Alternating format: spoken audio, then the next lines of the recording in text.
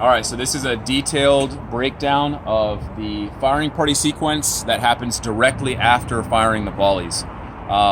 So what happens here is after they're done firing the third volley, this is where the sequence picks up.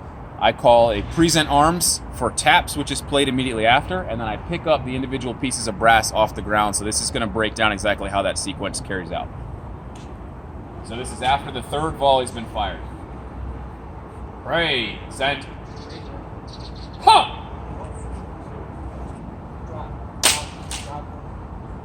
Then I face.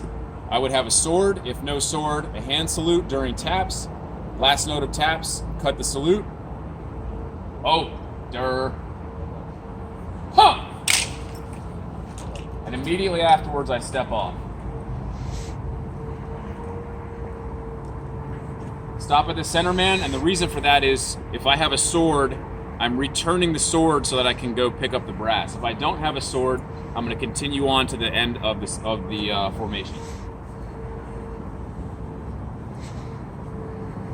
Stop 2 to 3 steps past and turn around however you do that, whether that's a 3-point about face or a 2-point. If it's a flat surface, I use a 2-point. If it's something like grass, I'll use a 3-point so that way I don't trip and fall. At this point, this is where I'm moving to pick up the brass off the deck. So I'm going to snap my head down immediately, snap it down, and I'm looking for brass on the ground. So I'm going to step very slowly, see a piece of brass, I pause, bend over, pick it up, place it in my left hand. So the formation or the hand placement for this is straight up to my chest, place the brass in the left hand, and then back to attention. And then continue walking. So I'll do that 7 times, and at no point do I look up. I keep my head down the entire way through. And typically the brass is going to be spread over a pretty wide area.